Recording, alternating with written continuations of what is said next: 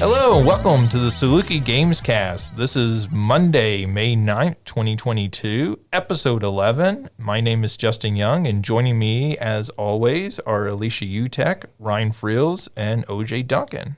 How's everyone doing? The semester is over. We're free. I feel like, Alicia, for the last month, your response, how are you doing, has been, it's that time of the semester. So now it's finally no longer that time of the semester. It is finally no longer that time of the semester. I'm free for a single week, and then the summer session starts. I don't know why I signed up for a summer class, other than the fact that I like having an income, and I had to be in a class to be able to teach over the summer. But this next week is going to be glorious. Well, you finished your first year as a PhD student, and we actually did a podcast about that Alicia's a guest on. So that's over on the Communication Studies podcast, where we talked to 3 of the first-year PhD students about their experiences and everything. And you all seem to have the same reaction, like we barely survived. We're all exhausted. Our group chat is full of now just memes about the end of the year and the fact that we made it. But we did make it, and things can only be different from here. Maybe some days will be worse, but some days will be better. Maybe. Mm-hmm. OJ, I guess you can tell her better than anyone because you just finished your coursework, actually. This was the end of your coursework this semester. So is it going to get any better for Alicia? I'm not going to say it gets better, but you'll get used to it. Although hitting send on that final paper for my final class and my final semester of coursework was just so amazing. And there was just so much, like, I teared up a little bit. I was like, very happy tears, not like, oh no, I'm never going to be in a class again type stuff. But no, I was very, very happy and excited about that. So you get used to it. And I was actually done every semester up until this one, I was working until the last minute to get everything in, but I was done a day ahead of time this time. So I finally got it down in my last semester of coursework. Tell me your secrets. I'll tell you them later. He doesn't want to reveal them on air. Yeah. Can't have them on record. They might be incriminating. People can still change some of those grades. By people, you mean yourself, because you're the only one who's... Well, I'm the only one present currently. There's potentially other people who might listen, so you don't know. Everyone, you are in the middle of a grading drama right now. I mean, I have OJ's grades pulled up over here on my phone. Just each comment, I just drop it like, a plus or minus letter grade. Ryan, how was the end of your semester? It's gone good. Last projects went well. Now it's just a matter of finishing up on grades and stuff, which is not so much difficult as it's just going to be more like it's just going to feel more busy. But it's been going good. This was actually a relatively mellow week. The last week itself, it's honestly is the couple weeks building up to the end that were more busy. Right. But I got to chill out, play some video games again, aside from Bejeweled. And I got to watch Owl House. Some new episodes of it came out on Disney Plus, and I love that show. So, you say you love it. I was going to ask, how is it? Because I've heard a bit about it, but I haven't had a chance to watch it yet. Okay, so all right, I'm going to pitch it. So Owl House is here's my way of putting it. If you're familiar with Rick and Morty and you're familiar with Harry Potter, it's kind of like combining them and making something better than either, as my understanding of it. So it's about a girl who she's chasing after, kind of almost like an Alice in Wonderland-esque thing. She starts chasing after an owl that's carrying something off of hers, and she ends up in this other dimension that's this magical dimension, and she's supposed to be going to a camp that's supposed to make her more normal. She's got as someone with ADHD, she's very coded as having ADHD and stuff. And then instead of going to that camp, she's going to hang out here. And then it's about all the misadventures and stuff she goes on here. And it starts to turn into this bigger drama about kind of this cult leader that's trying to change the magical world and is trying to take control of it. And is, it starts to become not very subtle about oppressed people versus this corrupt right-wing form of evangelical fundamentalism, but within magic. It doesn't. They don't say it as that, but it's not very hard to see that that's what they're trying to tell. And it's like a very strangely revolutionary thing to see put on Disney, especially when you also. Okay, I'm kind of going far out there, so let me go back a moment. Is this the show that has a main character who's lesbian or something? That's what I was about to get to. So the main character is bisexual, and she does have a girlfriend in it. Okay. And rather than it just being something like, oh, we revealed this at the end, and you actually see her start a relationship, and you see it like start to develop, and you see them trying to like work through like the flaws and issues, and you also see them fall in love with each other and stuff. But teenage girl goes to a magical world where she fits in better. She starts like enjoying her time there and her place there. She meets a new girlfriend, but there's an oppressive ruler in that magical kingdom that's trying to destroy everything that's great about it. And then meanwhile, she's also trying to figure out how to go back home because she does miss her mom. Right. Sorry, that I went really far out there. That's how I should have just described it. But No, I think that's a good description. The reason I asked that, I had heard there was some, of course, with the stuff going on in Florida and everything, they were pointing to some shows, particularly that conservatives were upset about. And I don't think anybody was talking about that show, but they were talking about one of the executives at Disney had said, oh, yes, we've done this show with an LGBTQ main character, and we want to do more shows like this. And so I wasn't sure if that was Owl House or not. I have mixed feelings about hearing that because they're also canceling it soon. Like the third season, it's going to be its last, and it's going to have 3 44-minute episodes, I think. Like, so it'd be nice if they'd let the show last and breathe, if that's how they feel. But I'm bitter. But I think Disney Channel does that with all their kids shows. Like, all their kids shows only go 3 seasons. Yeah, that's typical for Disney Channel. And to be fair, the person that Donna Terrace, I think's her name, is in charge of it. She said that she had no reason to necessarily believe or to suggest that it was because they had LGBTQ representation in it.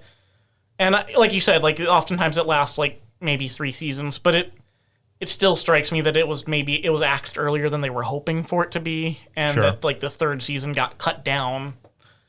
And it is a very strangely radical show for Disney when it starts to become more of a thinly veiled, here's a bunch of queer witches fighting a fundamentalist Puritan fascist. It just becomes very on the nose. Sure. Well, this is not normally a TV and movie review podcast, but while we're on the subject, we did have a long discussion before we start recording. Alicia, why don't you give us your very quick review of Doctor Strange in the Multiverse of Madness? Definitely. Spoiler free, yeah, let's say. Spoiler free. There are some fantastic moments that are definitely worth seeing in the theater. With that said, it's really not my favorite entry in the MCU. I think it's one of the weaker entries. It's probably a 6 out of 10 for me. And to get into too much why would be going on a rant and getting into spoilers, but I will say still, very cinematically cool movie and should be seen in theaters because I think some of those moments will really be they'll still be cool on a TV at home, but not as cool as a theater. It's not as good as The Last Jedi, is what she's saying, right? Oh my gosh. This was another conversation before recording on what Star Wars movie is and isn't the best.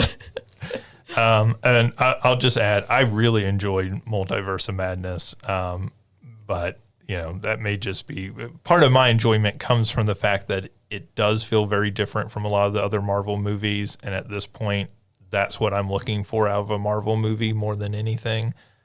So I actually enjoyed it quite a bit. But, people are going to have different reactions and everything to a movie. So go see it and make up your own mind. Don't listen to us. What do we know? I still need to watch it. This isn't a TV movie podcast. Don't listen to us. Right. We know about video games, sort of. So let's get to those. Really sold us on that. So let's start with the news. Prince of Persia, The Sands of Time, the remake Ubisoft actually announced a couple of years ago, has been moved to Ubisoft Montreal. They were originally developing this in their India-based studios. And Ubisoft Montreal is the original studio that made the original Prince of Persia Sands of Time. And now they're remaking it. And the fact that they've shipped this out to a different studio probably leads most people to believe they're scrapping a lot of that work and maybe mostly starting over, if not completely starting over with this remake. I don't know if we have any Prince of Persia fans here. I love the Sands of Time. I think that's a fantastic game. So I'm sad to hear that they're having all this development trouble, but I'm excited to hear that they sound like they're trying to get it right at least. So I have a love-hate relationship with the Prince of Persia games because I really like them and enjoyed them, but they were always very difficult. So it would take a very long time for me to get through them. And whenever I think of Prince of Persia, I also think of Out of This World. Like they just seem like very similar games to me, and they were just so difficult. Definitely the originals, right? Yeah. So I'm looking forward to the remake, and especially since it's going back to the studio responsible for the original, I'm sure it'll do it justice. All right, well, let's move right on in. Let's not delay it at all. Here is our Activision story of the week. Dun, dun, dun. Appropriate music for this. New York City this time is getting into the action with Activision. They are suing Bobby Kotick, the CEO of Activision. Or they're suing Activision, saying that Bobby Kotick was unfit to negotiate the Microsoft deal, as he and the board were simply, according to them, trying to get out before a fury of lawsuits hit them. Of course, now a fury of lawsuits, including from New York City, are now hitting them. This is interesting to me because this feels like, of anything, the sort of thing that can bring down this deal, right? Like even if this lawsuit really goes nowhere, if it's protracted enough and everything, you start to feel like this just ends up killing this deal somehow. And I'm not saying that it will, but if anything is going to do it, it's probably this more than a lot of the other news that we've heard and everything. So, Activision can't catch a break. They don't really deserve to catch a break. And here's more news on it. While we're on the news of Activision, they have blamed the poor sales of Call of Duty Vanguard due to its World War II setting. Of course, it was, them going back to that, Call of Duty began as a World War II first-person shooter franchise, has obviously progressed into far-flung future settings at times. It's gone back to World War I at times, but it keeps kind of going back to that World War II setting on occasion. This last one kind of bombed. They're blaming it on that setting. I wonder if it's the setting that people aren't interested in, or if people are just getting burned out on Call of Duty. Yeah, I would be inclined to say people are just getting burned out on Call of Duty. Like you said, they've done so many, and at the end of the day, I will say I don't play Call of Duty, so I could be talking out of thin air here, but really, how different is one Call of Duty game from the next? I don't play Call of Duty either. It's a real hot take. But also, I think that a lot of people are kind of straying from Activision anyway because of all of the stuff that's happening every week. So I think some people may be making a choice not to buy Call of Duty because of Activision.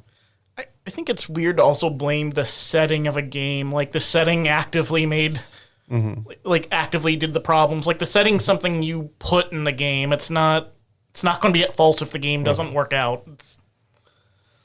Yeah, I mean, I think from their perspective, maybe they're thinking, well, we can't have all the modern guns in there, and so the guns are maybe a little slower, a little less high capacity and that sort of thing. And in a Call of Duty game, if what you're into is the super high speed multiplayer, this slows that down. I assume I haven't played Call of Duty Vanguard, but obviously the next game, this year's game, is Modern Warfare 2.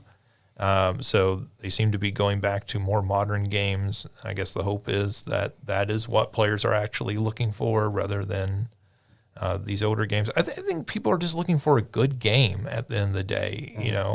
I don't ever really think, I don't want to play that because it's set in World War II. I love the modern Wolfenstein games, for example. And even though those aren't exactly World War II games, after you get past the early stages, they're still kind of in that environment and everything. So I don't feel like that's maybe turning people off as much as they seem to believe it is. Let's get to some wrestling news. So Stone Cold Steve Austin said, corrected Cody Rhodes in a video that WWE posted. Cody Rhodes said that Ocarina of Time was the best Zelda game. Stone Cold Steve Austin corrected him that Breath of the Wild is in fact the best Zelda game. This is a crossover I did not expect to see. Wrestling and Zelda. Well, I mean, there's a lot of crossover. I feel like the fandoms between wrestling and video games, there's a lot of crossover there. And, some people say wrestling is basically just anime. Ouch! That's an insult to anime. It's live action anime. It's fair. So Neon Genesis Evangelion, just like wrestling. But do we get a wrestling version of Fruits Basket? Or Agretsuko. Yeah, see, you've lost me. After you got past Neon Genesis, I'm lost. Sorry, we keep forgetting this isn't a TV movie podcast. No, I included this just because I think it's really funny. I think it's funny that Stone Cold has an opinion on the Zelda games. I didn't know he was much of a Zelda player. I know a lot of wrestlers do. They actually do. Do they really? Yeah, they do actually. Some videos and everything. So I know both WWE does some videos of wrestlers playing video games. And actually one of the issues they've gone into is a lot of those wrestlers have their own Twitch channels where it's them streaming themselves playing video games. And the WWE has come in and said, well, we own that. You have to give us ownership of your Twitch channel. Because, right, they're doing this maybe as under their persona or something, and they own that character, right? So from the WWE's perspective, they own the John Cena character, even though John Cena's a real person. And so there's been a few of them who were just I'm just going to shut down the channel because this was something I was doing for myself, not for work, right? I'm doing this outside of working hours. But I know AEW, which is the big competitor to the WWE, they also do wrestling videos. So I know this because I actually watched one of theirs very recently where they were showing people, I think they were just showing them screenshots of N64 games and having the wrestlers try to guess what N64 game that was just from one screenshot. And it was pretty entertaining, and of course, I don't really watch much wrestling anymore, but I grew up loving wrestling, so I was pretty entertained by that. I'm aware that I'm not entirely shocked by what you said about WWE trying to come in and own, because I hear they own their Twitch accounts, because I hear they screw over the wrestlers a lot. Mm-hmm. Yeah. I mean, historically, that's why so many of those wrestlers leave at some point. Either WWE gets rid of them because they don't think they're a draw anymore, or they leave because they feel like they can get a better deal somewhere else. The WWE has historically treated their wrestlers really, really terribly. Actually, John Oliver on Last Week Tonight actually did a video about it, talking about kind of some of that history. So that's worth watching, actually, if you're interested. Yeah. Let's see. The Wall Street Journal reports that the NFT market is collapsing. So this is, I think, good news. It's too bad we're on podcast audio only. Otherwise, I'd ask if anyone wanted to see my shocked face. Sales are down 92% in the last year, and active wallets are down 88%. So this is only really a value when you think about so many people in video games have really wanted to sort of pivot into this. Obviously, we talked last week about Square selling off some of their Western studios, and part of the rationale was to move more into the blockchain. They didn't say NFTs specifically, but usually when somebody's talking about the blockchain, they're talking about NFTs or cryptocurrency. So I think this is interesting in that this plays into what is the big rumor this past week, which is that Sony is in the market to buy Square Enix, and that part of selling off those Western studios was sort of to slim themselves down and make themselves more attractive as an acquisition target. And if their big pitch has been NFTs or the blockchain is the future, and the blockchain seems to be collapsing as we speak, that probably makes them all the more willing to sell while the selling is good, right? Let's see. Knights of the Old Republic remake has been confirmed as a PlayStation 5 exclusive. That had been implied by its announcement, but in the last week that has been confirmed that it will be an exclusive. The New York Times says it has added, quote, tens of millions of users in the first quarter of 2022, mostly due to Wordle. This is kind of a fascinating story to me, because I am shocked how many people are still posting their daily Wordle score on Squirrel. Wordle squirrel. That sounds fun. But how many people are still posting that daily to Facebook has surprised me. Like, I know several people who are doing that, and then beyond that, several people who are playing and they're just not posting their scores.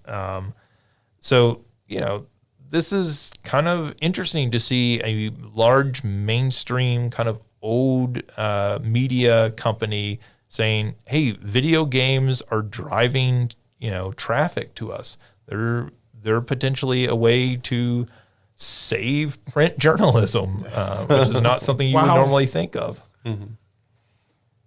Let's see. Fortnite is being offered free to play on Xbox Cloud Gaming.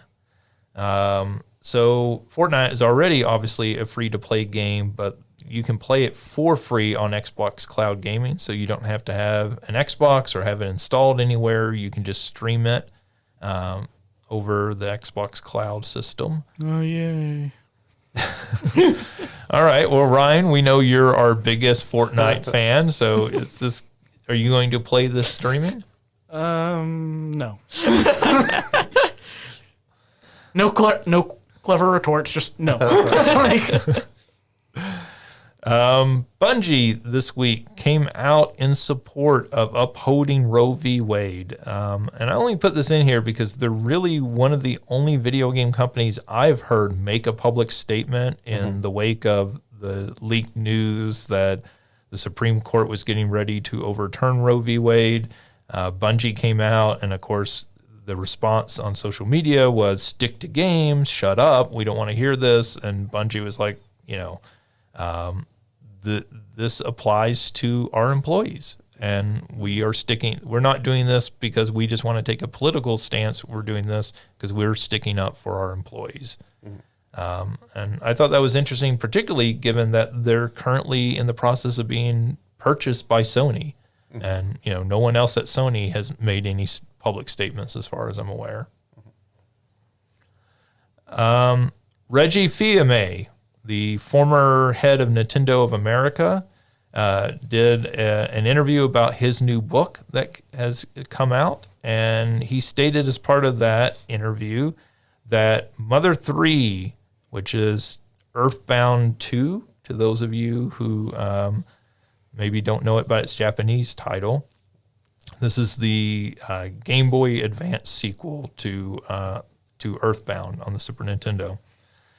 He said it never coming to the U.S. was purely a business decision and not about content. So I think at some point we had talked about Mother 3 on this podcast, and we talked about there were some content issues within the game. And people have speculated over the years that that was the reason it never got released in the U.S. He said in this interview that it was purely a business decision that he pushed for it to get released. But by the time they were ready to put it out, the DS was being released in the U.S., and so Japan did not feel like it was a worthwhile release. And then over the years, there just never was the right time, apparently. So, OJ, I know you're a huge Earthbound fan. How do you feel about this news? That just makes it even worse to me because he was like, oh, yeah, it was the end of the Game Boy Advance's life, so we just didn't do it. But there have been so many games that were moved in between them and have been ported over since then for other systems that, like, I don't know. Earthbound was such a huge hit here. I don't know why they wouldn't give us the next one. Oh, go ahead. Sorry. No, you're good. So it also feels like it would be a strange excuse now because you're even putting stuff out now on like the emulators for Switch that wasn't originally released to America or wasn't even originally released at all. Because I don't think the N64 of F-Zero released in America until now, right? And No, it came out.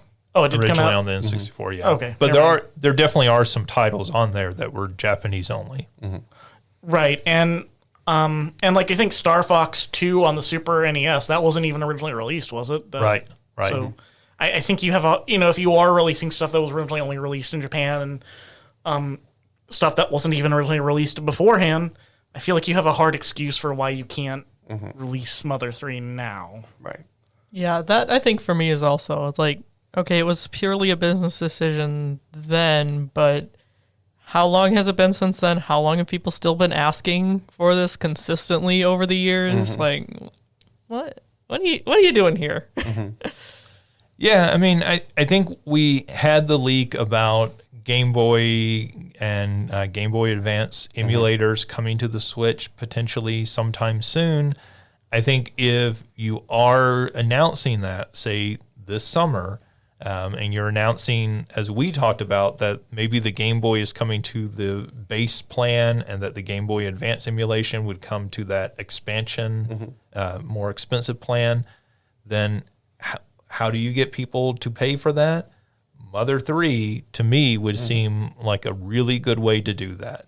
You know, they've just recently released Mother 1 and Mother 2, which is Earthbound. They released those onto there, so I would say, you know, that seems to be prepping for something. And if you're going to do Game Boy Advance emulation, if you want to get OJ to upgrade to that upper tier, then Mother 3 is going to get a lot of people like OJ to do that. Right.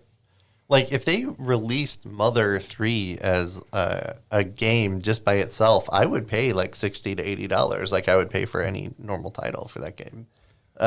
If they want to sell me on anything, they give me Mother 3. And I'm not even a big Earthbound person. I really want to play Mother 3. Like, I just like the way it talks about like politics and LGBTQ representation and stuff, and that I'd love to play that one.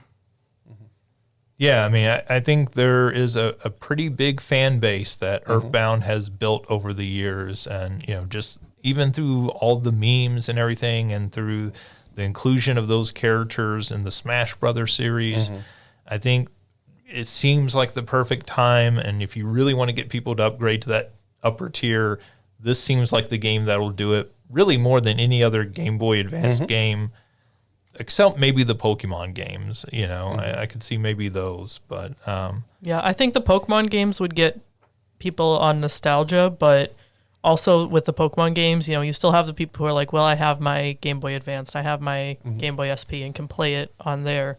But if you release Mother 3 on here, we haven't been able to do that before.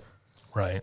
Outside of emulation and some, you know, translations. Yeah, we haven't ever had an official translation. And there's always a problem with the emulations too, with the mechanic in the game, where you have to do everything according to the music because it's really hard to do that on an emulator. Well, so there may be hope given these other leaks and everything. I think it is good to hear that this was a business decision. I understand why you say it's worse, but like I think it also says that this wasn't Nintendo saying, well, we don't want this because of content within this. We're not going to go necessarily and edit the content within this or anything if we do release it. So I think that's the positive spin on it. So I guess we'll just see. There is a rumor out that Microsoft is planning to release an Xbox streaming puck within the next 12 months. So I should have moved this up and earlier with the idea of Fortnite being free on Xbox Cloud Gaming streaming.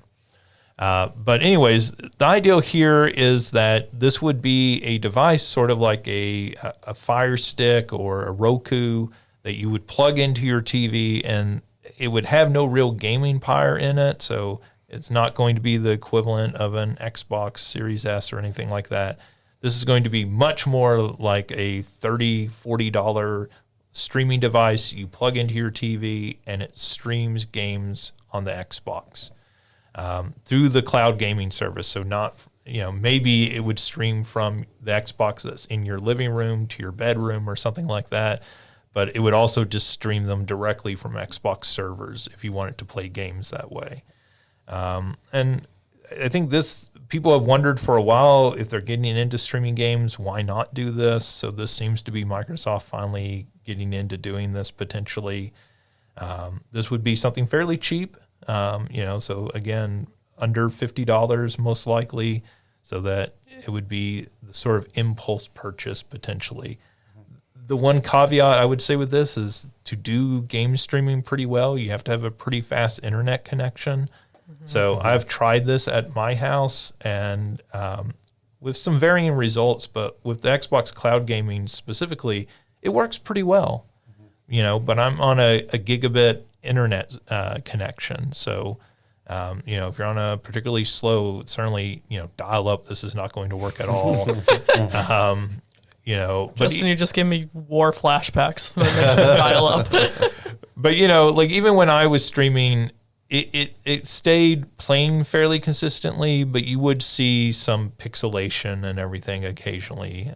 But it works pretty well, and so I could see somebody who wanted to play 3 or 4 games a year or something, paying for the subscription service, and then just playing games that way and not investing in a $300 to $500 game box. Yeah, I think this is how they're going to get my money for Game Pass, because there's some games that I've never been able to play that I would definitely pay for, like a little $50 puck and then the streaming service for a while at least.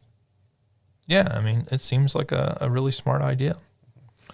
More wrestling news. The WWE is making a role-playing game, they announced.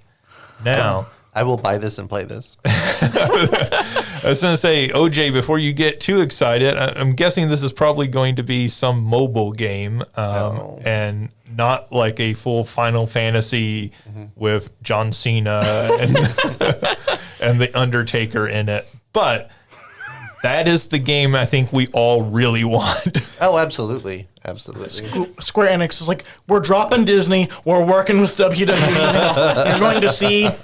You're going to see The Rock fight alongside Cloud against Sephiroth.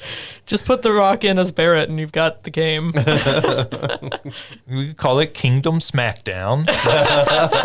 And I think that's a game that anybody in their right mind would definitely want to play. Yeah, I mean, if this is just a mobile game and, that seems to be most of the speculation, I'm a lot less interested. I don't think they'd ever make a big budget Square Enix style game, but, even making something kind of light and fun.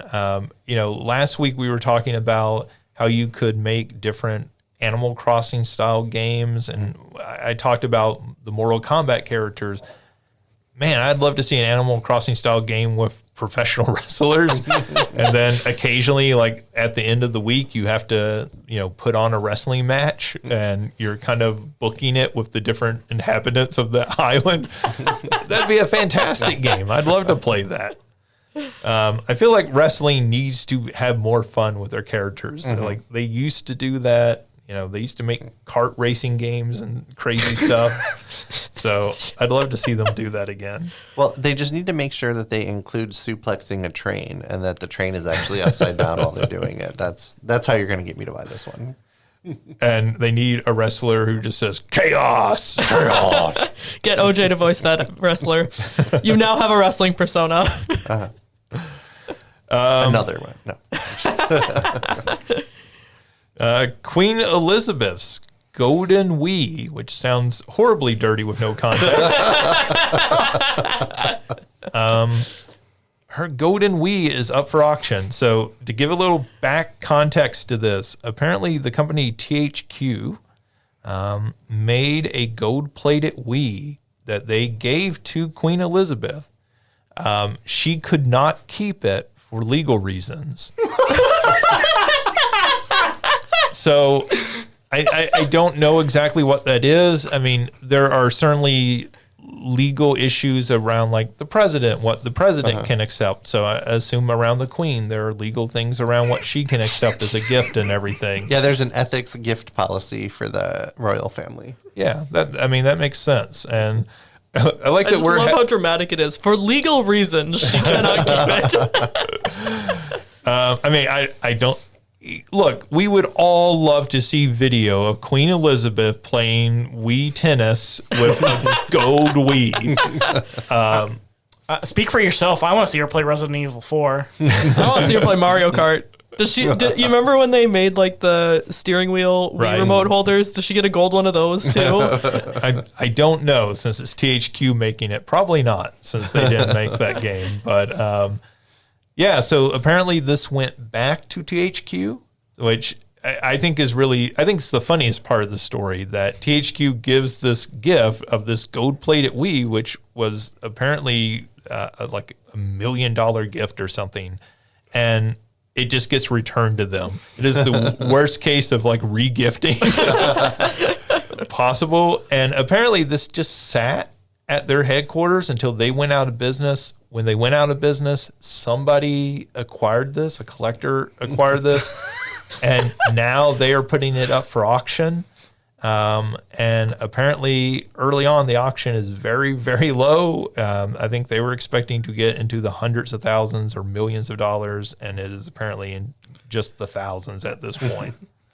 The only reason I could see wanting to have something like this is just to sell it to get money. I can't see a reason to actually be like, that's my golden Nintendo Wii over there. That's the Queen's Golden Wii. Yeah. That she couldn't legally keep. I mean, I think that's the interesting part of it, right? It's not that it's a golden Wii, like, because I think you're right, Ryan. Like, who cares? But the fact that it's Queen Elizabeth's golden Wii is what makes it maybe of interest to collectors. But even then, like, there's a part of me that gets mad at the thought of, like, it's like, we're going to use this money and resources to give Queen Elizabeth a golden version of something that's no better than the regular version of it. Well, that's why they went out of business, probably. But then Why didn't they try to sell this when they were going out of business and make some money back? Like, when I first read this, like, I got irrationally mad over this. But now I think it's hilarious that that the Queen could not legally keep her golden Wii. Yeah, I mean, you know, it sort of reminds you of when you hear about the Oscars or the Grammys, when they get those bags of gifts and everything, all the attendees, and they're just like these extravagant gifts. In fact, I think at one point there was like a Nintendo DS or something they gave away to Oscar attendees and everything. And of course, the hope is, right, like you give a DS to everyone who goes to the Oscars. You know, what if Brad Pitt gets photographed by the paparazzi out somewhere playing his Nintendo DS, and then, hey, that's great PR for Nintendo, right?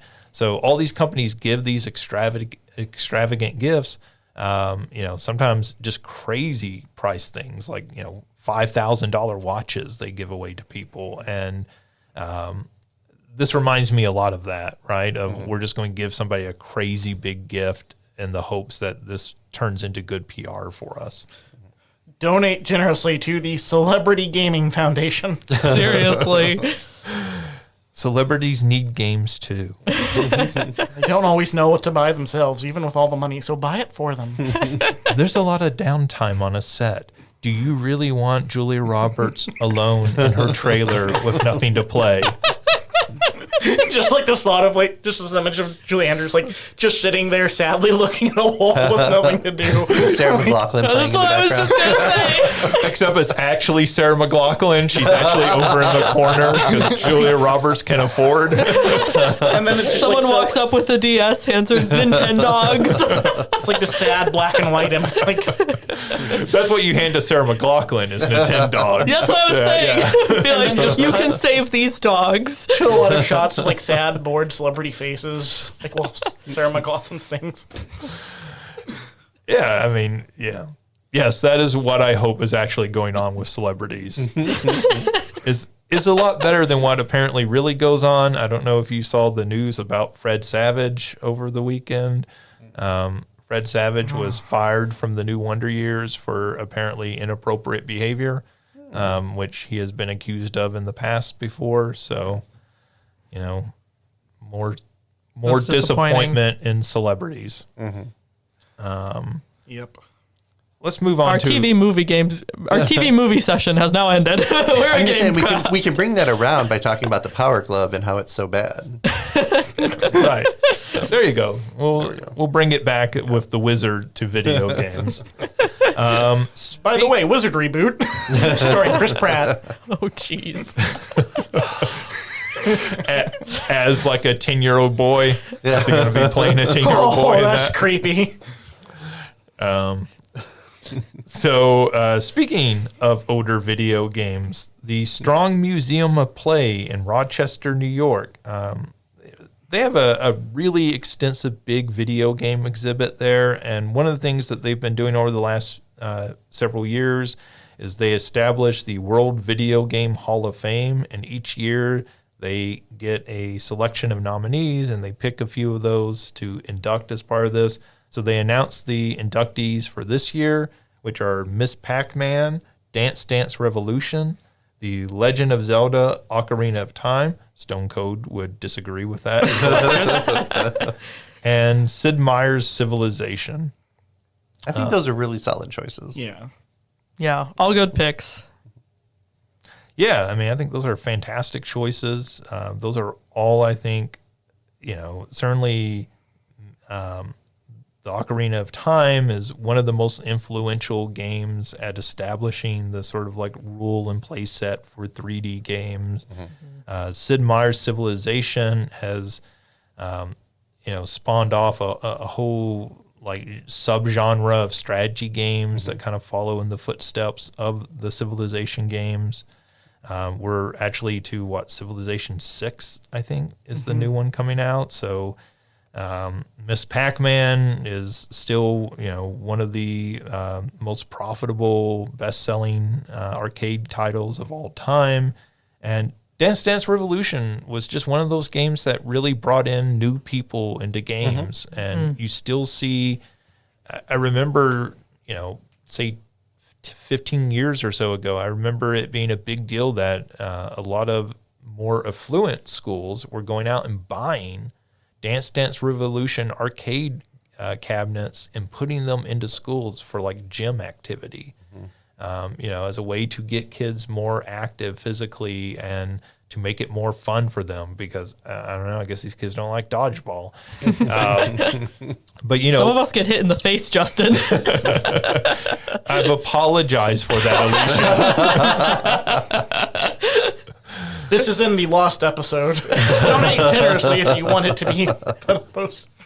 We don't film everything we do. There's some downtime. Yeah, like updating controllers in the middle of a game. That's why she got a ball in the face.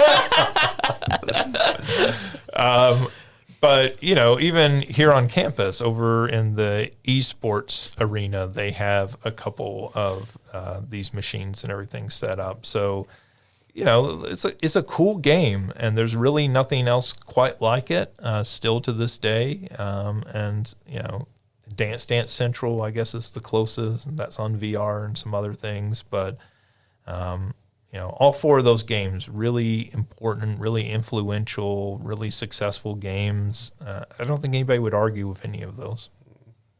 No argument here. A couple of last little notes here. Unpacking is coming to the PlayStation 4 and 5 tomorrow. So that's Tuesday, May 10th. It's coming out on PlayStation 4 and 5. Unpacking, fantastic game. Everyone should play Unpacking.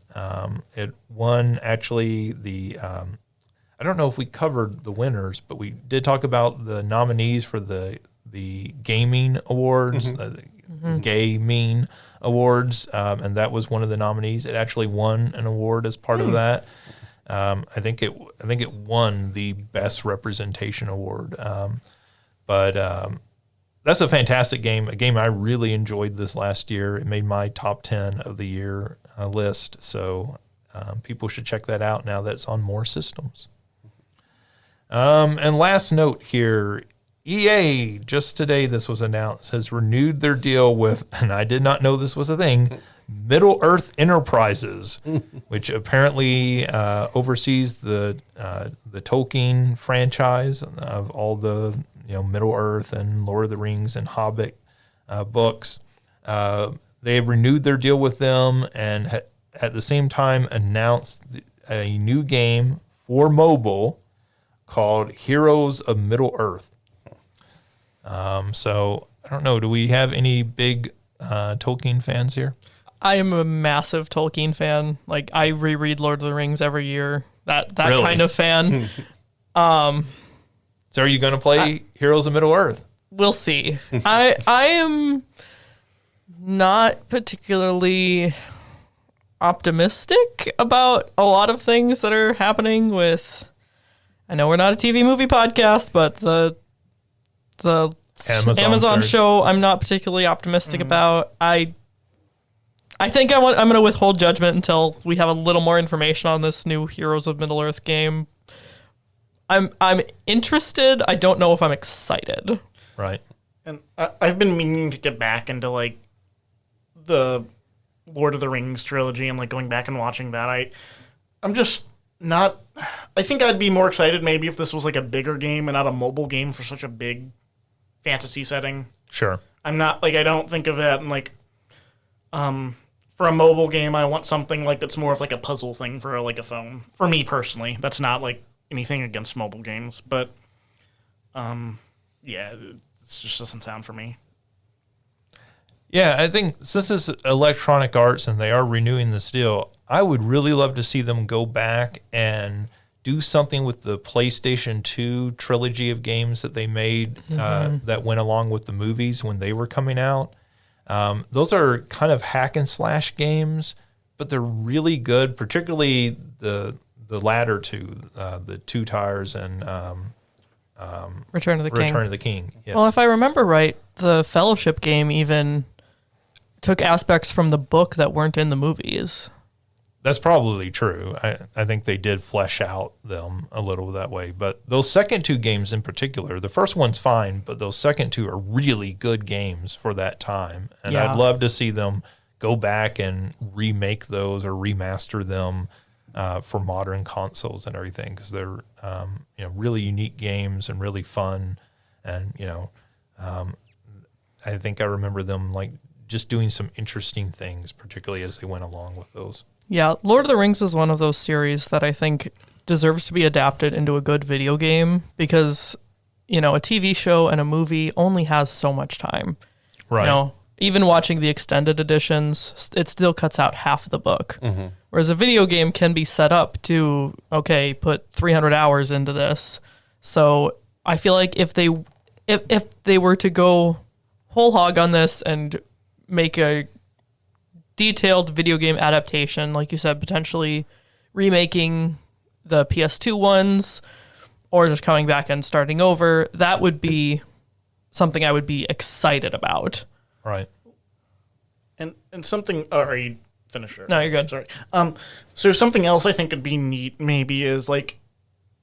So I'm thinking of like how the app could work, and it'd be cool if like what you did was make a bigger game and maybe have like this mobile game have some synergy with that, kind of like how you had with Pokemon Go and like the Pokemon games that got released afterwards. Like, like you could like transport game Pokemon from Pokemon Go, and that maybe if like you had an app on your cell phones, like while you were out going around, you experienced this, and it applies to the game world, and this levels up your character as soon as you start going in the game or something. Like that might be cool or something. And I think it would be cool to see them also like explore stuff. Like, and I know it sounds like they already might be messing this up with Amazon, but like you have the Silmarillion, which is full of like so like many just like mythology that's not fleshed out. It'd be cool if you played more with that, I think. And Well, the problem is no one else has the rights to that.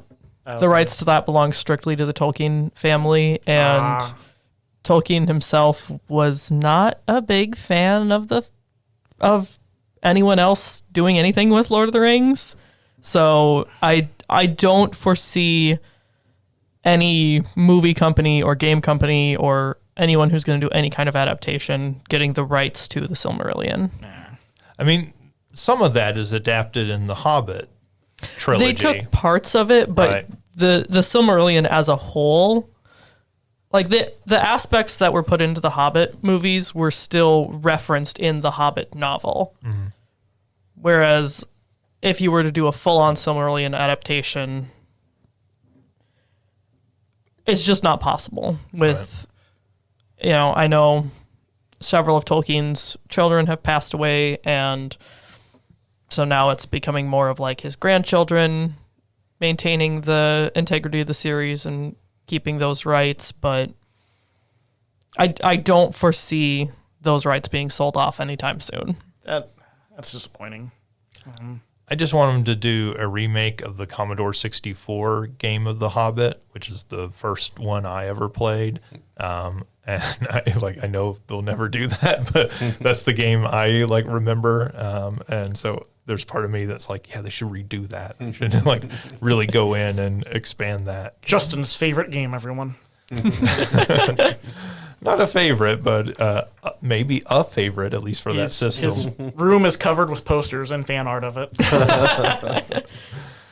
All right, so that does it for news. So let's get to what you've been playing. Alicia, what have you been playing this week?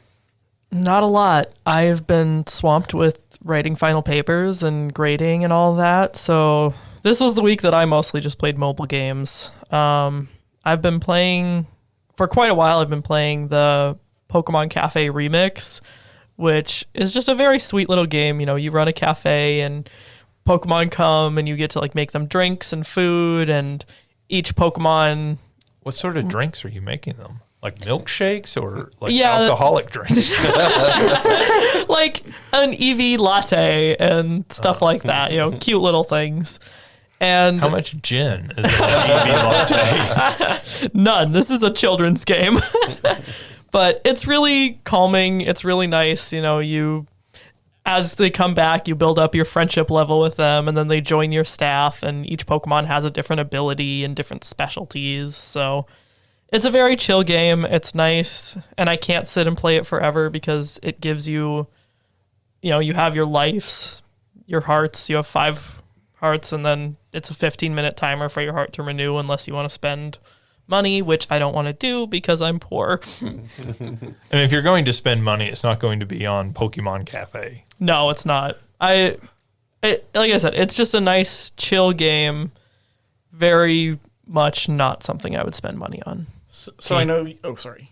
Oh, no, I was just going to ask, can you spike the Pikachu punch? You know, maybe there's a mod out there for that. So, like this whole time, though, now I've been just imagining, like, Detective Pikachu, like, with, like, a shot of whiskey and, like, having, like, that, like, hard-boiled noir narration going over, like, my Eevee dumped me. They don't have anything to do with me. It's just me hitting the streets, trying to solve all these riddles of crime.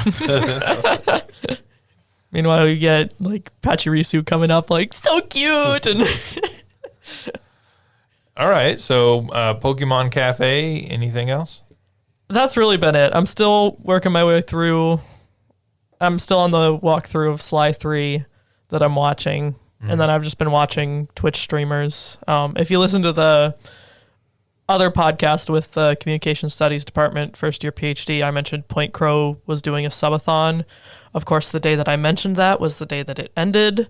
But there's still 22 days worth of content to go back and watch on VODs. So I might throw some of those on in the background while I'm cleaning and stuff like that. It sounds like it was your Bejeweled week. It really was. I had no energy or time for anything. Well, Ryan, you've already teased us that you have moved on past the mobile games this week. So what have you been playing? And also, just everyone, no hate on mobile games. I just, for like bigger RPG, like fantasy stuff, I don't. Oh, no. We know plenty of hate on your part. All the hate.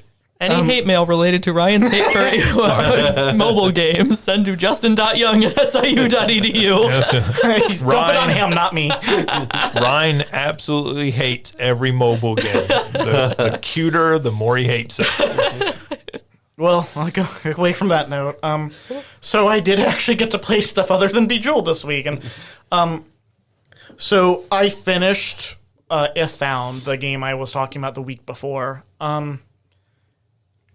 This might now be my favorite game of all time.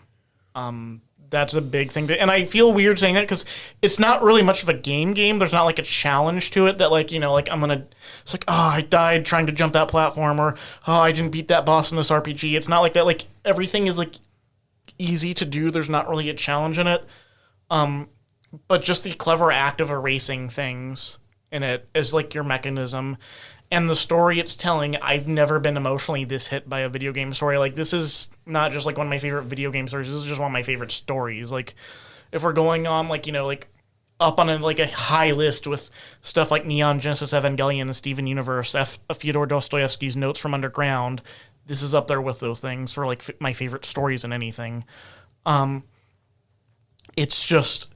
And just, again, for a reminder, it's about a trans woman, Cassio, moving to Ireland. Going back to her small town in Ireland in the Kills after her father passes away, and then like dealing with like the fallout within her family, not responding well to her transition, and then trying to get together with a group of friends and sticking with them, but there also being tensions there. And just in it being set in like a 90s Ireland. And I found out that 1993 like in Ireland was like an important year for like legalization of some LGBTQ rights, if I remember correctly. And that's the year it's set in. And it just blew me away, the narrative of this. It feels weird to say it's my favorite video game because it's not very gamey, but like just for the story, it might have to be my favorite. I guess if we're talking sheer mechanics, it's probably still like Resident Evil 4, Mario Kart, and the Mega Man Legends games, but story-wise, and I might have to just say this is the single favorite, the one I'd take. If I could take only one, it's If Found. Moving on from that, because that was like emotionally, that game could be like getting hit by a freight train. Also, other thing, artistically, it's a beautiful game, and the music in that is just amazing. But moving on, so I needed something a little bit lighter afterwards. I let that game stick with me for a bit. And then I moved on to something lighter, and I'm still thinking about that game. But anyway, it's a big deal game. I never really played much of it, so I decided to start playing Super Mario World on the Super NES emulator on the Switch. And I never played Super Mario World? Not never. I've played a little bit of it, but I never like sat through and tried to play a bunch of it. Okay. I just passed the Donut Land, I think is what it's called. So like Dinosaur Land and then Donut Land, and I think Donut Plains. Donut Plains, sorry. Big Super Mario World fan. I know you are. So that's no. I just remember because it's such a goofy name. That's the reason I remember it's it. Like I thought that was funny too. That like after like Dinosaur Lands like sounds so epic, and then you're like, oh, donut. Okay, but I see why it's such a big deal. That game still holds up. I am bad at side-scrolling platformers, but this game is really fun. It's really colorful. It's really pretty. I love the mechanics. I love the movement in it. It just feels like a perfect side-scrolling platformer. I love the powers and the abilities. And like the side-scrolling, the platforming, while I am bad at it, I know that whenever I struggle with something, it's not because of flaw in the game or the game made something ridiculously hard or anything like that. It's just like, okay, I see what I did wrong there, and I might do it wrong several times before again, but I see that it's doable. It's a challenge. Right. And it's just a joy to like ride around Yoshi. And I even like going back and playing levels again, like the earlier levels I can go back to gain up some like level, like some like life ups. So I might go back and do that. And I still like enjoy playing through the old levels again, even if it's, not necessarily hard or I'm discovering anything new. There's just something fun and kind of relaxing about it. And there's multiple exits in a lot of those levels. So it is worthwhile to play through some of the levels. The red dots on the map all have multiple exits. Oh, right. And then depending on how you play it one way, like I played it something where like Yoshi ate a yellow shell and that gave him the ability to fly. So I flew over a bunch of a level. So if I want to go back and play that level again, there's good reason to, because I defeated in one way that made me miss a lot of it. And I wanted to do it for the experience of getting to fly around on Yoshi, but I also know there's another experience for me to go back to later. So yeah, there's reasons to go back to levels, and just the fact that even when you start off the game, it's like you can go a couple different directions at the very beginning. Like and it's a game that was made perfect at the time, and it feels like it's aged perfectly. Like, I'm saying that not with nostalgia, because it wasn't really a game I played a lot of. But it's just this is coming from a person who's terrible at platformers, but recognizes this is a challenging one. It's just a really nice game. I love it. Super Mario World, it's a good game. Holds up. There's a hot take. Super Mario World, a good game. But yeah, I think you hit on one of the points about it that I think is really important when going back and playing older games. You said it really holds up well, but one of the things that you said I thought was really interesting was when you do fail at a level or fell at a part of a level, it's not the game's fault. And I think that's the difference, right, between a good game and a great game. Like a great game, when you're playing Super Mario World and you fail, you never feel like it's the game's fault. It's never bad level design. It's never bad mechanics. It's always, I don't have the skill yet to get past this part. And so you're never frustrated, playing the game because of that. And even though it can be very challenging in parts, especially some of the, bonus levels and some of the alternate exits, you always feel like it's doable. Right. And for a lot of platformers, that's just not true. A lot of platformers, you're like, this thing's broken. I don't know, I don't know how I would do this, and I don't know if I can do this in this game. And I think that's sort of the Nintendo magic when Nintendo's on at its best, is that you feel like this game is perfectly balanced and is never cheating me. Right. So, yeah, I'm glad to hear that you're enjoying it so much. That's a fantastic game. Like I think I've said before, it may be my favorite game of all time. And I don't know if Super Mario Odyssey might still be my favorite after. I have to play through this first. But I think this is probably the best Mario game, just the tightest design, it feels like to me. Yeah. I mean, and certainly the order you come to games changes, your outlook on them. Is that everything? I did play a teensy tiny bit of Hollow Knight. The thing is, I try to play that game at night because it feels like a good nighttime game, and that's when my cat's like, meow, no, pay attention to me, meow. So I played a little bit of it. I got a compass in it, but I didn't get to play much. But so it was mostly about finishing a Found, which, again, big deal, like my favorite game ever now.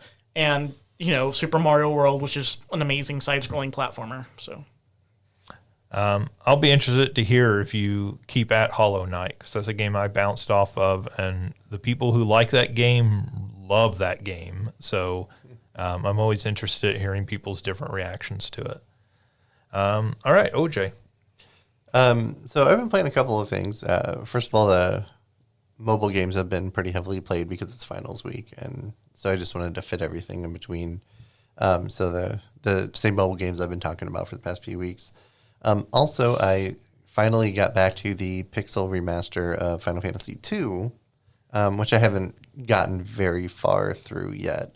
But it's nice to see the game in the same, like, not just one of the remakes in like Dawn of Souls or anything like that, but actually Final Fantasy II, mostly the same with the exception of like auto battling, and a little bit better localization because the original was never released in the U.S.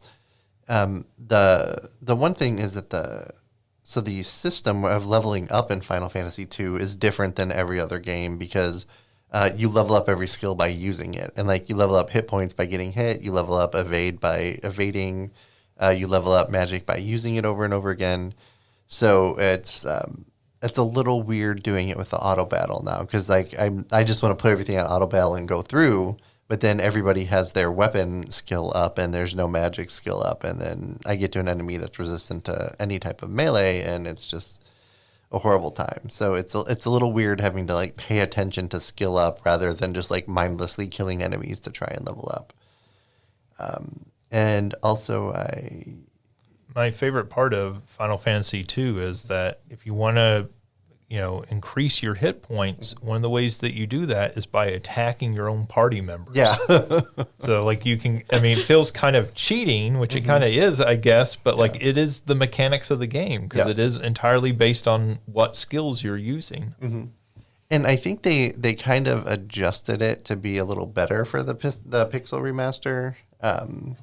So you don't have to do that to really level it up because the level ups are coming faster than I think they did originally. That's good.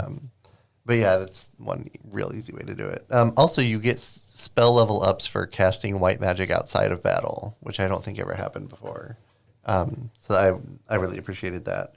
And then also, I know a lot of people probably wouldn't think about it as a game, but I've been doing Duolingo because I was fluent in French through high school, and then I just kind of dropped off and never used it. So I went back to Duolingo. I was like, you know what, I kind of want to just get back into this so I can be a little more fluent again in speaking it, and it was really nice. It was like, hey, here's a quiz to see where you should start in here, and then so I started pretty advanced already because I remembered a lot of stuff. But now also the Duolingo owl is threatening me with burning my house down if I don't maintain my streak, because one of the little like notifications that popped up was a picture like, oh hey, make sure you don't end your streak, and then the owl was holding a phone with fire on it, and I was like, oh huh. And like I've seen a meme where it was like, hey, you haven't I can't remember exactly what it said, but it was something about like, hey, you haven't been on Duolingo in a few days, and then under that was a notification that somebody like tried to enter their house from the back. The back door broke Is this a crossover with Owl House? To learn more, read about OJ's Duolingo creepypasta. I will say too, like the speedrunning community will totally agree with you that Duolingo is a game. Right. And I am like, oh no, I'm just going to keep going. I'm not going to stop at this 15 minutes. I'm just going to keep going. And it's like, oh, perfect. Here's some gems. And I'm like, oh, okay. I'm not going to stop this. So I've gone through a lot more than I probably should have. And I think it's I know you study gamification and everything. Mm-hmm. And I think it does a very good job of gamifying learning language in the same way like Wordle does, right? Absolutely. Yeah. In that, I talk to people who play Wordle and they are devastated if they lose their streak, right? Like it is, you like talk to them and it's like somebody losing their mount in an MMO or something. Yeah. And like they're emotionally crushed by it. And they're like, oh my goodness, I can't believe I had 100 days going. And you're like, it's okay, it's just a game. And they're like, you don't understand. Right. And I feel like Duolingo people are the same way. When I talk to people who are really into it, they're, that streak is more important than anything to them. Especially because that owl's going to come burn down your house if you don't keep it up. That's true. But yeah, so I'm really excited, and I think it was really easy to jump back in because I was a little worried. I was like, am I going to have to start right at the beginning with French? And but it let me start really advanced. So I'll probably use it for other languages too, just because I'm familiar with it now and I like how they work. I know a little bit of German, but not a whole lot. And so I think I'd probably have to start right at the beginning for German. But yeah, I'm really, really enjoying it. And I've never usually been one to play a lot of serious games, but I think Duolingo is something that's worth it. Cool. Anything else? I think that's all I've been doing. Yeah. All right. I played a little bit more of Norco, which I continue to think is a perfect Ryan game. Norco is the sort of slightly into the future. There's some sci-fi elements in it, but it is sort of a choose your own adventure sort of graphic novel type game. There are some mini games in it. The mini games are very simple, but it has some great writing in it. And I think that's the thing that makes it most interesting. And because of that, it's a game, I don't want to say you can turn your brain off, because you really, need to be thinking about the story and reading and thinking about the choices you make. But it is somewhat relaxing while you're playing it, because you're not worried constantly somebody's going to kill you or something. I mean, that may happen at some point, but if that Duolingo owl gets in, yeah, I mean, that's the game you have to worry about. Duolingo and its pyromaniac owl. Forget about Sonic.exe. Worry about the Duolingo owl. So yeah, that's a really good game. I think I've been playing it in like really short bursts. Like I'll hop in and play for 10 or 15 minutes. I don't think it's that long of a game. So I think if you wanted to get through it really quick, you probably could. The other game I've been playing is Teardown. So Teardown has been in early access for about 2 years now and just came out, the full 1.0 version. Teardown is a voxel-based game. So where most games are built, most 3D games are built using polygons. Think of voxels as almost more like Legos. They're little individual dots that build something. So, think like maybe Minecraft, but shrunk down instead of the big blocks in Minecraft, much smaller blocks. So the value of that in a game like Teardown is you can walk up to any wall in the game and bash a hole through that wall. And anywhere that you want in the wall, you can bash a hole through it. And so you have fully destructible terrain throughout the entire level and everything. And the goal of Teardown, which originally, the first time I saw anything about this game was several years back.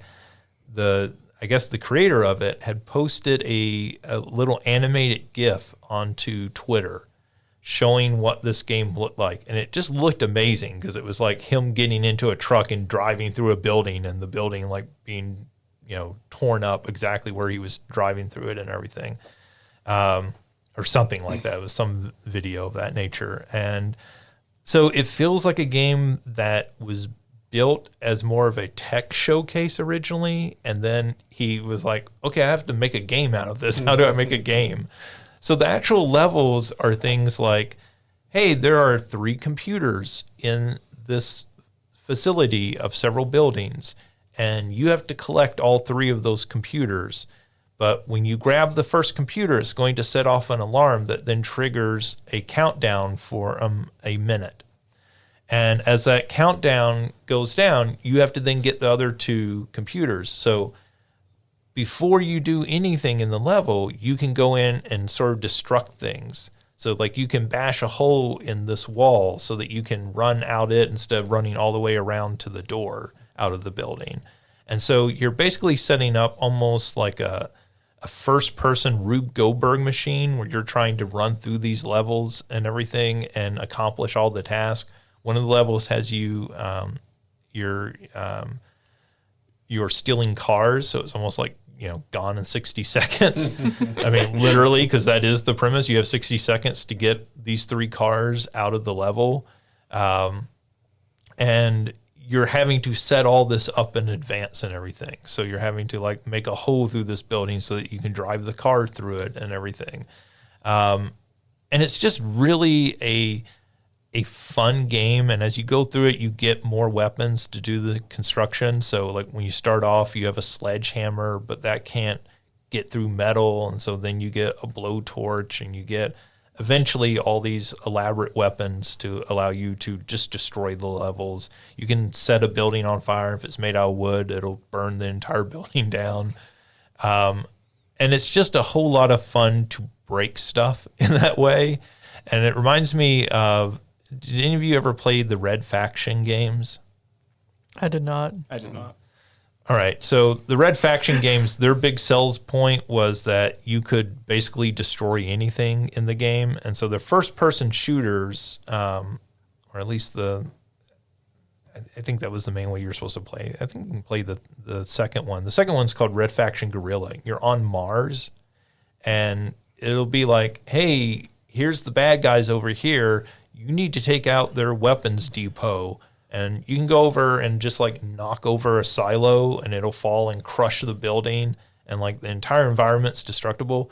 They did a remaster of that game called Red Faction Guerrilla Remastered. And that's a fantastic game. You should play that. This game reminds me a lot of that, but stripping away all the additional stuff and just getting straight into, hey, let's tear some stuff up.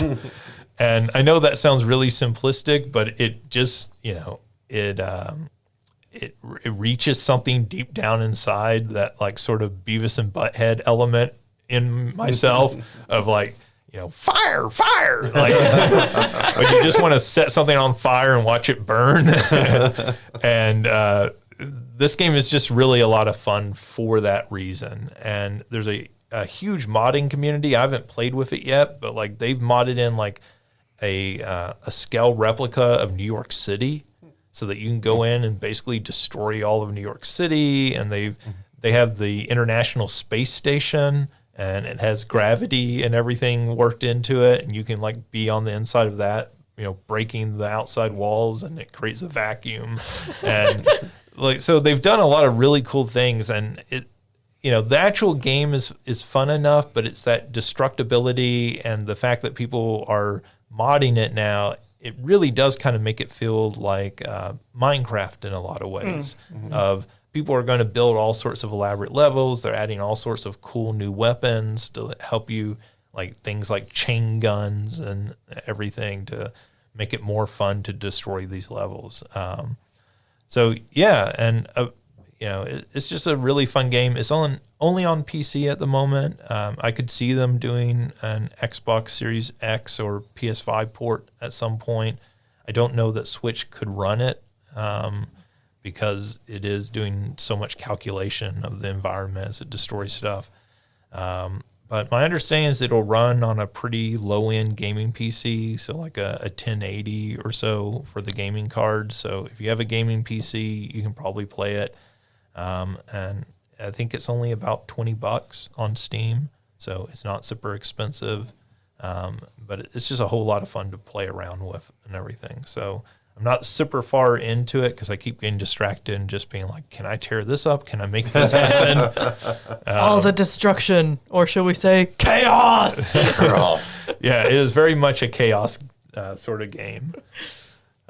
So that's pretty much what I've been playing. So let's move on to our big question for this week. What is the perfect summertime game? So as we noted, it's the end of the semester for all of us.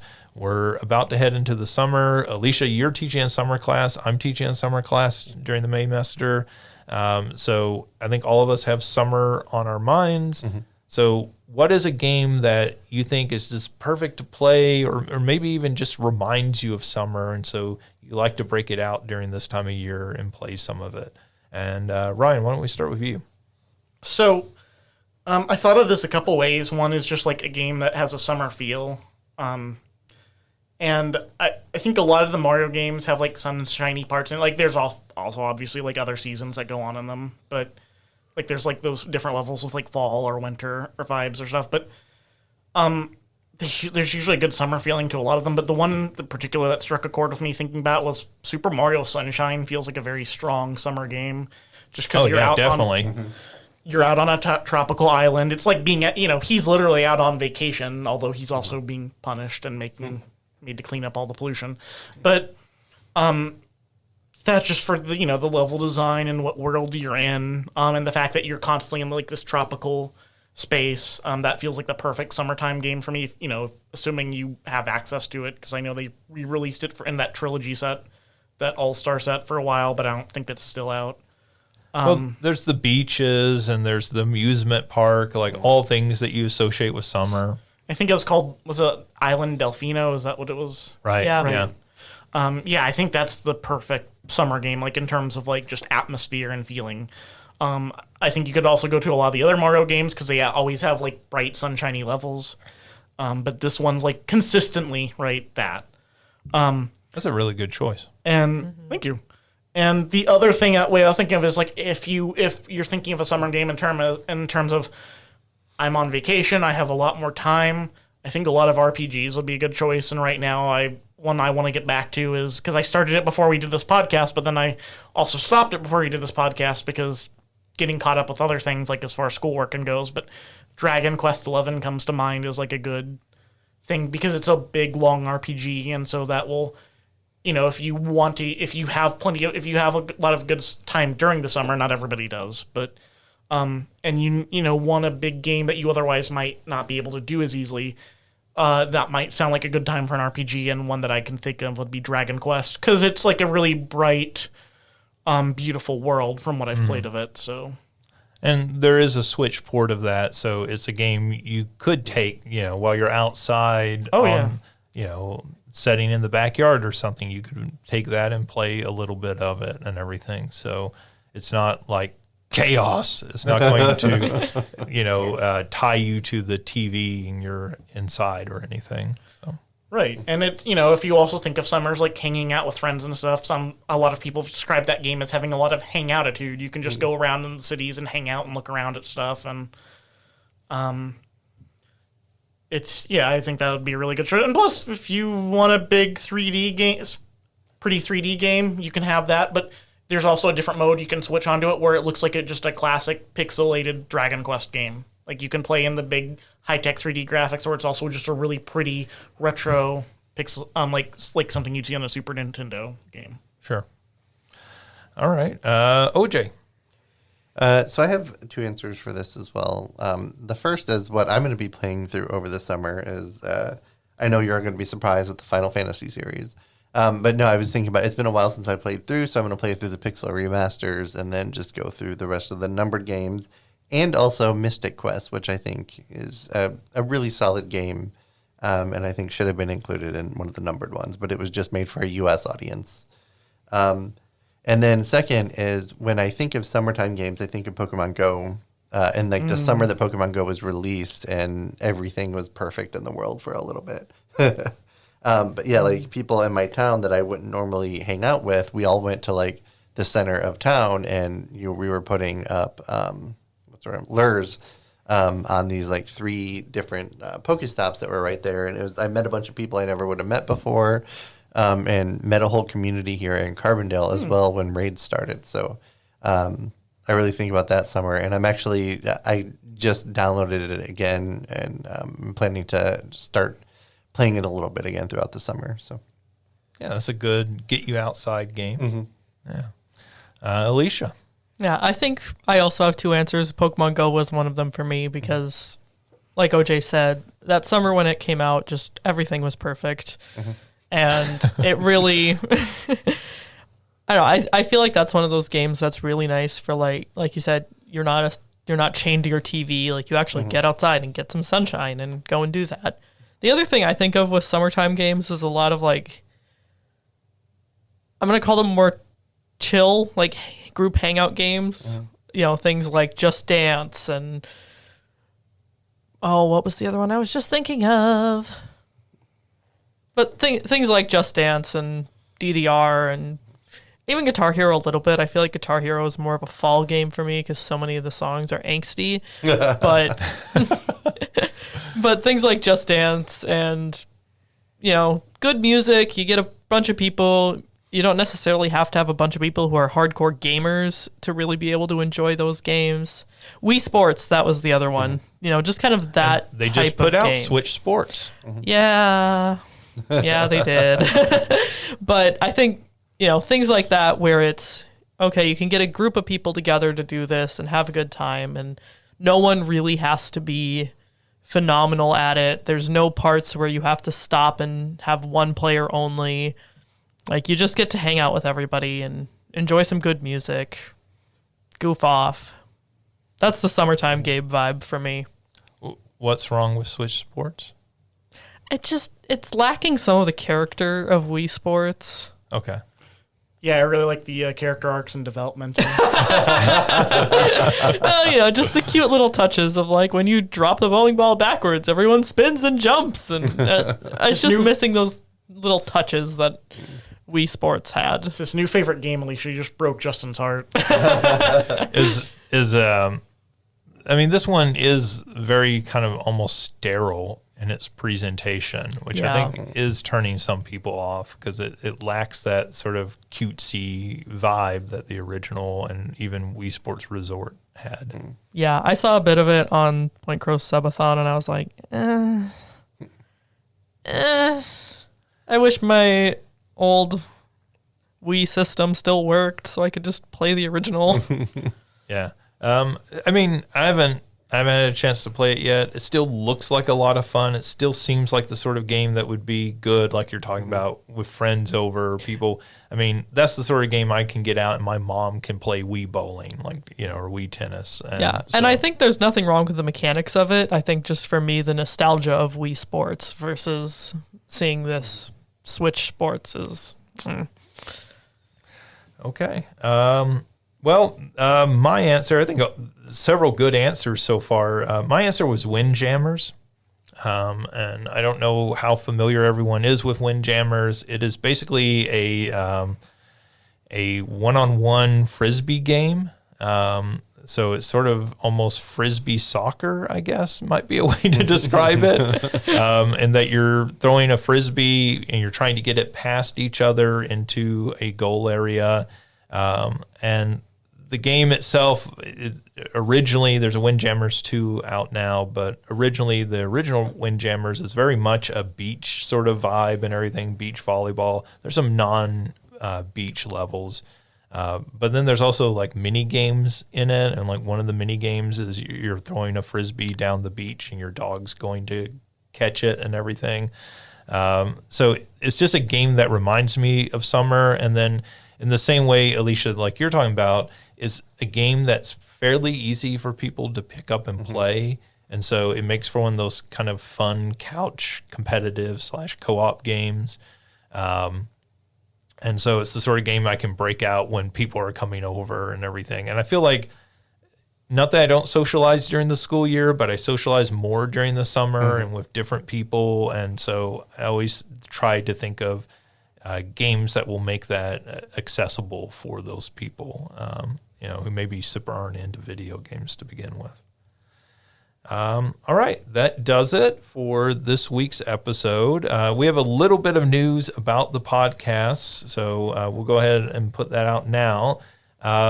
Because it is summer and because lots of us have plans over the summer to travel and do different things, we are going to be moving to an every other week schedule. So instead of doing an episode every week, we'll be doing an episode every other week.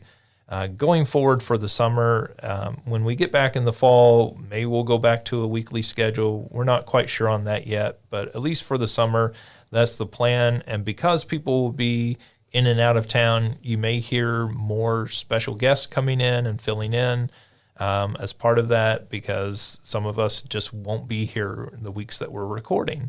So we hope that you'll still tune in and everything, and we think it'll be fun having some different voices setting in and everything and adding to the podcast. Thank you for listening. Thank you, Alicia, Ryan, and OJ, as always, for being here. If you want to check out some more news and everything, we're going to have some pretty cool student projects going up over the next couple of weeks on salukigames.com. So some of my students in the video game class did some history projects or different social issues surrounding video games. So we're going to have different styles of projects that they completed going up on that website and everything. So you can watch those and everything. But other than that, that's it for now. Thanks for tuning in, and we'll be back in 2 weeks with a new episode.